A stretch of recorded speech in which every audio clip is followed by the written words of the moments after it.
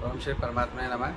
मैं प्रोफेसर हृदय अवस्थी अपने परम पूज्य गुरु जी प्रातः स्मरणीय प्रोफेसर पंडित भगवत शरण शुक्ल वेद मूर्ति तपोनिष्ठ गीता उपनिषद पुराण धर्मशास्त्री विशेषज्ञ के साथ में आप सभी का Awasthi Ayurveda anatomy yoga and spirituality channel पर हार्दिक स्वागत करता हूँ। गुरु जी सांख्य तत्व कौमुदी की नवी कार्य का शतकार्यवादी के बारे में सरल भाषा में हम लोग को समझा रहे हैं और ज्ञान प्राप्ति के लिए हम लोग चलते हैं गुरु जी की ओर। नमोस्त्वनन्ताय सहस्रमूर्तये सहस्रपादाक्षिशिरोरुबाहवे सहस्रनाम्ने पुरुषाय शाश्वते सहस्रकोटियुगधारिणे नमः। कृष्णाय वासुदेवाय हरये परमात्मने प्रणतक्लेशनाशाय गोविन्दाय नमः। इस चैनल से संबद्ध सभी विद्वद्गण, सभी जिज्ञासु छात्रवृंद, सहृदय सज्जनवृंद एवं इस चैनल के संस्थापक तथा प्रबंधक आचार्य हरिहृदय अवस्थी जी, आप सभी का सांख्य शास्त्र के विचार परंपरा में स्वागत है। वर्तमान में हम लोग सत्कार्यवाद के विषय में जो 5 हेतुओं का उल्लेख है, कार्यम सत, और उस कार्य के सत्य को सिद्ध करने के लिए 5 हेतुओं का उल्लेख हुआ कि असत अकरणात् उपादान ग्रहात् सर्वसंभवाभावात्, इनमें 3 पर विचार हो गया है। आज हम लोग चौथे शक्तस्य शक्य करणात् इस हेतु पर विचार करेंगे और इस पर आचार्य वाचस्पति मिश्र कहते हैं स्यात् ठीक है। आपके इन 3 हेतुओं का जिनका आपने उल्लेख किया उससे यह बात सिद्ध होती है कि जो है कार्य जो है वो सत्य है, किंतु असंबद्ध भी सत्य जो है वही करता है जहां जो कारण शक्त रहता है। और शक्ति का जो ज्ञान कहाँ से होगा, तो कार्य के दर्शन से। जब हम कार्य को देखते हैं तभी हम ये जानते हैं कि इस कार्य के संपादन में इसमें शक्ति है। इस कारण से उसमें किसी प्रकार की अव्यवस्था नहीं होती। जैसे कल इस पर विचार हुआ था कि जो है वह जो शक्ति है वह जिसमें जैसे मिट्टी है तो मिट्टी में घटोत्पादन सामर्थ्य है, इसलिए मिट्टी से घट उत्पन्न होता है। तंतु में पट उत्पादन सामर्थ्य है, इसलिए उसे पट अर्थात वस्त्र उत्पन्न होता है। इसलिए तंतु से घट उत्पन्न नहीं हो सकता है। और मृत पिंड से वस्त्र उत्पन्न नहीं हो सकता है, क्योंकि मृत पिंड का जो सामर्थ्य है वो घटोत्पादन में ही है, पटोत्पादन में नहीं है। उसी प्रकार तंतु में जो सामर्थ्य है वह पटोत्पादन के लिए है, वह घटोत्पादन का सामर्थ्य उसमें नहीं है। इसलिए यहाँ पर कोई अव्यवस्था नहीं है। इसलिए लिखा शक्तस्य शक्य करणात्। जो शक्त है, सामर्थ्य है, समर्थ है, वही शक्य करना, वही जो है उत्पन्न कर सकता, दूसरे नहीं हो सकता। और वह जो शक्ति है वो कैसी है, तो शक्त कारणाश्रय, वो शक्त में के कारण में उपस्थित रहती है सर्वत्र। तो अब वो वह शक्ति जो शक्त कारणाश्रय है, क्या वो सर्वत्र रहती है या केवल शक्य में रहती है? प्रश्न उठता है। उस प्रश्न का यहाँ पर करते हैं कि अगर सभी जगह रहती है तो फिर जैसे अव्यवस्था थी वैसे अव्यवस्था बनी रहेगी। अगर केवल शक्य में रहती है तो शक्य के न रहने पर वह जो है कैसे फिर शक्य के न रहने पर वहां पर उसको हम कह सकते हैं? तो इसका तात्पर्य है वो शक्ति वेद ही इस प्रकार का होता है कि जिससे जिस कार्य के उत्पादन का सामर्थ्य है उसी से उस कार्य की समुत्पत्ति होती है, अन्य की नहीं होती है। जैसे उन्होंने कहा शक्ति भेद तादृशा यथा किंचिदेव कार्यम चले न सर्व, शक्ति भेद ही ऐसा रहता है तो जिस कारण विशेष से केवल उसी कार्य विशेष की समुत्पत्ति हो सकती है, अन्य कार्य विशेष की समुत्पत्ति नहीं हो सकती। अब यहाँ पर पुनः प्रश्न होता है अंत हो शक्ति विशेषा कार्य संबद्ध व असंबद्ध होगा। अब यहाँ प्रश्न होता है क्या शक्ति विशेष कार्य से संबद्ध होता है अथवा असंबद्ध होता है। अब उस पर इस प्रश्न के उत्तर में कहते हैं कि अगर ये मानते हो कि वह शक्ति विशेष कार्य से संबद्ध होता है तो संबद्ध मानते हो तो न असता संबंध इति सत्कार्य। तो अब यहाँ पर जो अगर ये मानते हो कि वो संबद्ध रहता है तो अविद्यमान के साथ संबंध हो नहीं सकता है, क्योंकि आप कहते हो कि असत से सत की उत्पत्ति होती है तो सत की उत्पत्ति में आप असत को कारण मानते हो तो संबंधता जो बनेगी वो बनेगी विद्यमान के साथ, अविद्यमान के साथ संबंधता नहीं बन सकती है। इसलिए निश्चित होता है कि कार्य सत्य। अगर असंबद्ध मानते हो तो अब व्यवस्था हो जाएगी, क्योंकि बिना असंबद्ध के वहां पर कार्य कैसे होगा।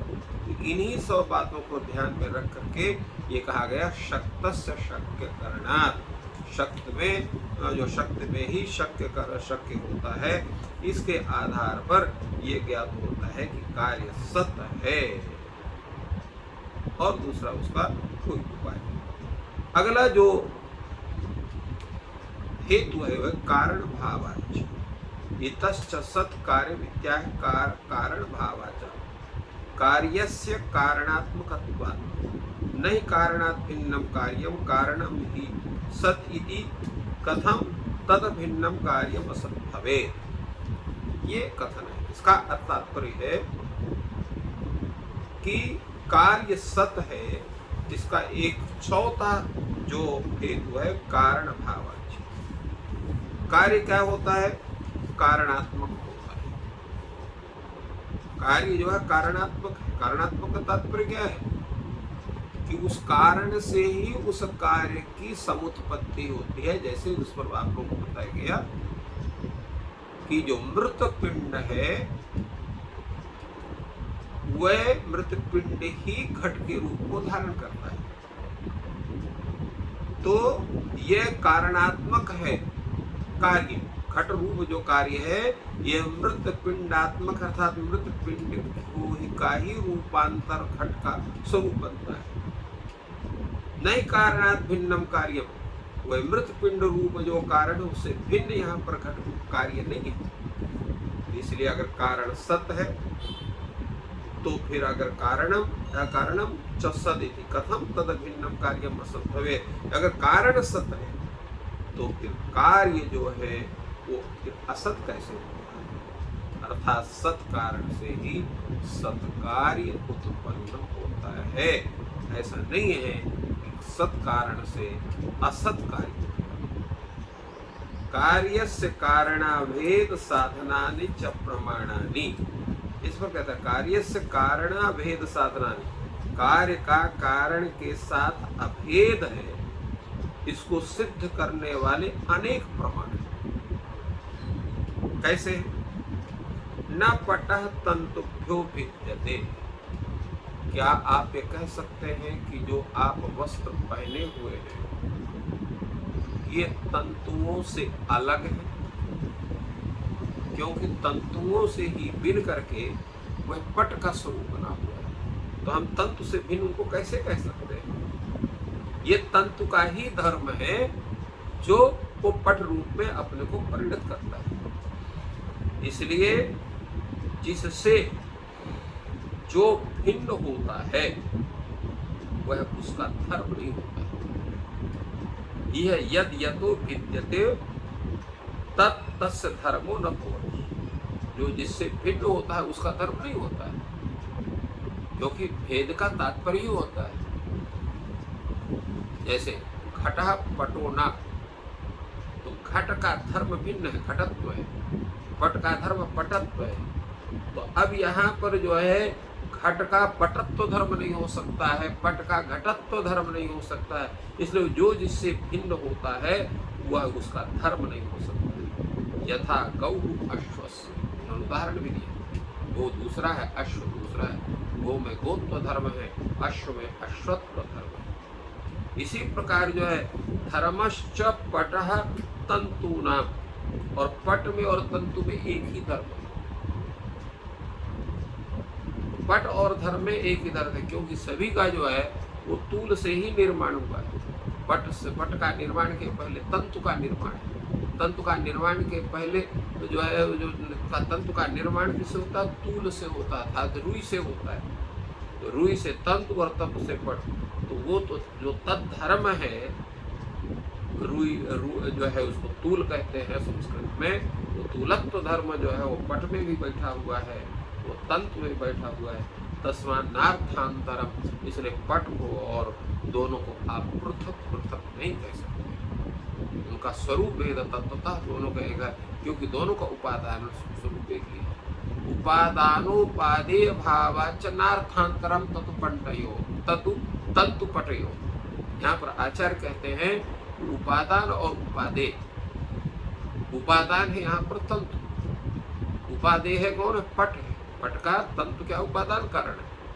उपादान और उपादेय जहाँ भी रहता है वहाँ पर अर्थ की भिन्नता नहीं होती। यहो अर्थांतरम न तयो उपादानोपादेय भाव, और जहाँ पर अर्थांतर होगा वहाँ पर उपादान और उपादान उपादेय भाव होता ही नहीं है। जैसे घट और पट का अगर उपादानोपादेय भाव है तो वहाँ पर अर्थांतर नहीं है, चूंकि यहाँ पर तंतु और पट में उपादान उपादेय भाव है, इसलिए दोनों का जो स्वरूप है वो भिन्न भिन्न नहीं है, उसमें भेद नहीं है, वो एक ही माने जाए।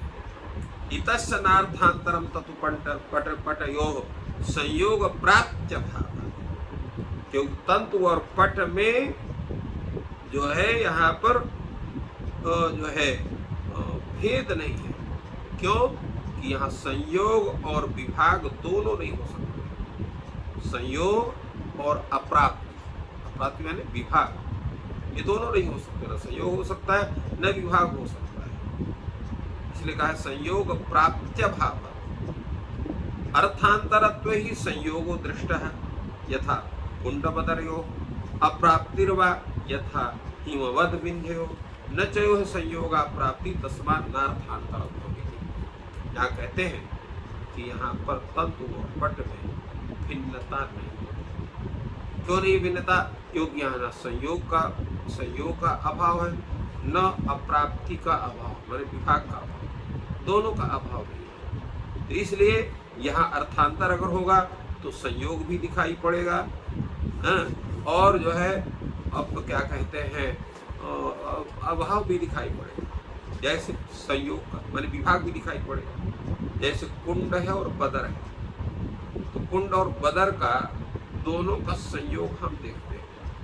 बदर माने पात्र जो है बैर, तो बैर जो फल है उसको हम किसी न किसी पात्र विशेष में रखते हैं, तो दोनों का संयोग दिखाया जाता है। और विभाग भी देखा जाता है, जैसे हिमालय पर्वत कहाँ है और जो है विंध्याचल पर्वत कहाँ है, तो दोनों में विभाग भी पर्याप्त है।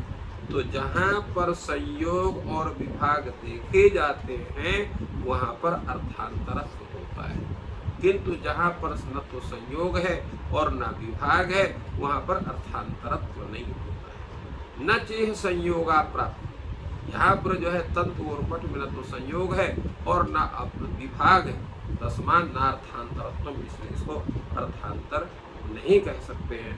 इस पर और भी बहुत इसमें विचार है, किंतु हम लोग आज यहीं पर विश्राम करते हैं और अगले दिन फिर इस पर और विशेष चर्चा करेंगे। इस प्रकार गुरु जी हम लोग सरल शब्दों में ज्ञान प्राप्त करा रहे हैं।